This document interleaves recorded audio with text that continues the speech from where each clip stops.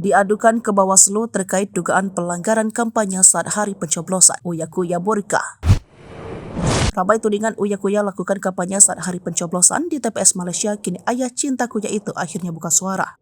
Tudingan ini berawal dari Direktur Migran Care Wahyu Susilo. Wahyu Susilo bahkan sempat berniat melaporkan Uya Kuya ke Bawaslu. Yang saya sakit hati, kata Ketua Migran Care, katanya saya sempat mau naik tong, kata Uya Kuya via telepon kepada Kompas.com Sabtu 17 Februari 2024. Saya nggak lihat tong di mana, ada tong di mana saya nggak tahu. Sempat ada yang negur jangan kampanye, saya tidak tong aja nggak, tambah Uya Kuya. Saya ini sarjana ilmu politik Universitas Indonesia. Saya pasti punya intelektualitas, punya adab, punya etika, yang nggak mungkin saya melanggar atau merugikan saya sendiri, kata Uya Kuya. Uya menyayangkan pernyataan pihak yang berunding tanpa bukti yang tak mendasar. Uya mengakui pada saat hari pencoblosan dia memang berada di Malaysia, hanya saja keberadaannya di Malaysia untuk menolong seorang TKI yang membutuhkan bantuannya. Uya juga tak menyangka keberadaannya di sana dikerubungi banyak orang. Kita nginep di Hotel Sri Pacific sebelah WTC Mall itu. Ada orang-orang yang nyamperin saya, ratusan orang. Tapi kan salah kita di mana ada di situ, ucap Uya Kuya. Kita nggak pakai baju partai, nggak ada ajakan memilih, tambah Uya Kuya.